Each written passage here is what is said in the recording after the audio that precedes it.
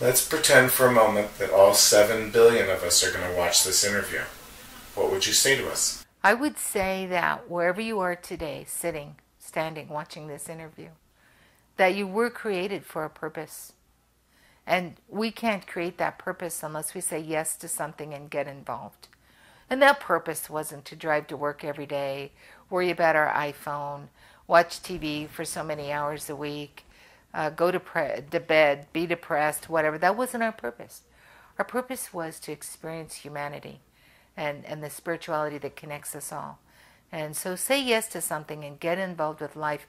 It's too short. And on the day that we take our last breath, I believe, it is all those things that are going to matter. And all of the other stuff isn't going to matter at all. And what's your favorite book? The book that I think I remember reading more than once and learning a lot from was To Kill a Mockingbird. To Kill a Mockingbird is still a book I go back to.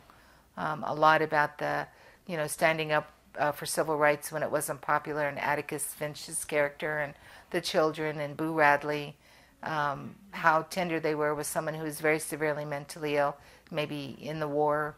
But To Kill a Mockingbird made a big impression on me and still does. Who are your heroes? Well, I have a few always, and one is Anwar Sadat.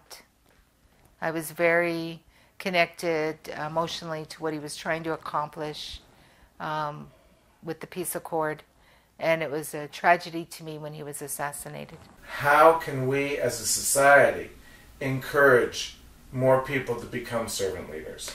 Oh, that's a tough one. We must keep trying no matter what. If it's through something like the Peace Corps or AmeriCorps, those are standard. Get out there and try to teach people. We that do serve must share. We must share our stories. We must mentor the people that work with us and share why we do this work and that we connect it to a spiritual direction, because for me, I do. And we must continue to share that and help people maybe open their eyes, be guides by their side. As one of my case managers likes to say, well, we must mentor. We're always, I think, a process going towards completion and will never be completed. But we will never be completed if we don't continue. So we must continue to inspire and share with people why we do this work. That it is not for a paycheck, that it is because it is work that needs to be done, and for us that have faith, whether we be Jewish, Muslim, Christian, Hindu, it is because something higher than us calls us to do it, and that's why we were created. How do I find my spot? That's an interesting question, because I think about that myself sometimes. I actually think us finding our spot is less the part of the process that makes it happen than the spot that the spot is there for us. God, I believe God created us for a purpose.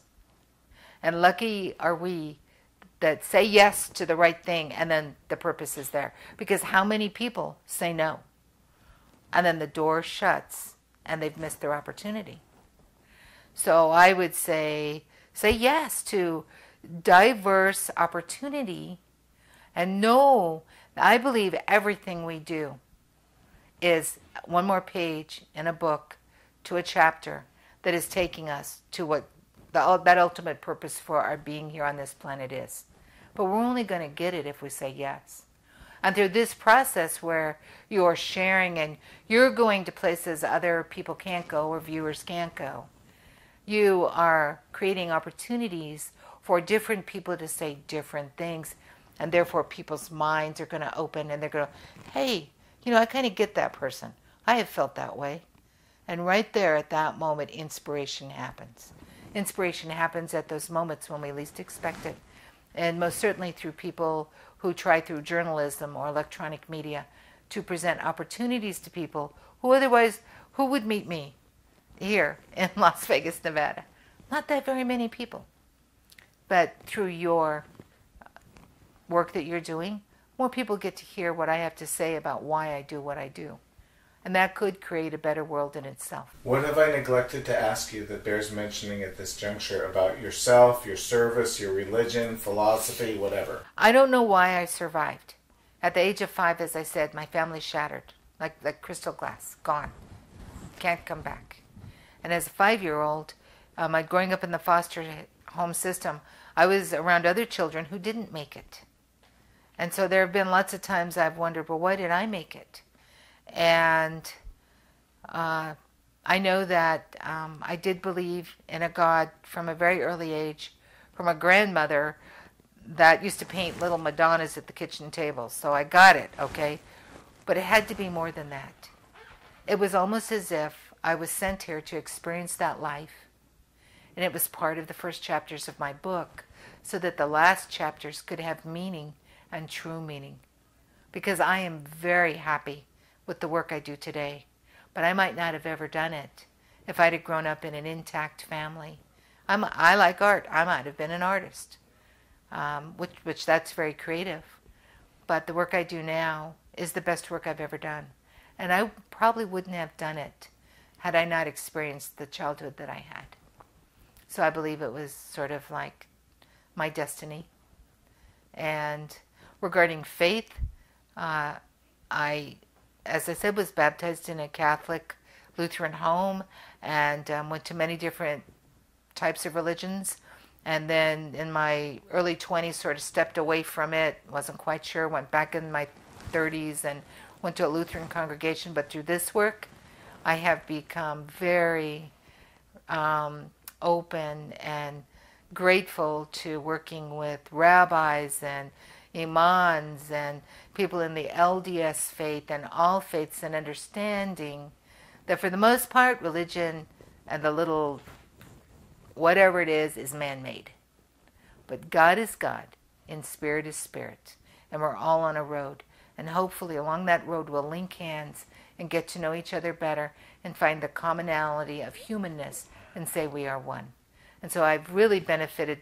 I'm an interfaithitarian now when people ask me. I spent so much time at the synagogue a few years ago, the rabbi thought I wanted to convert. But I don't think I want a theology attached to my name anymore.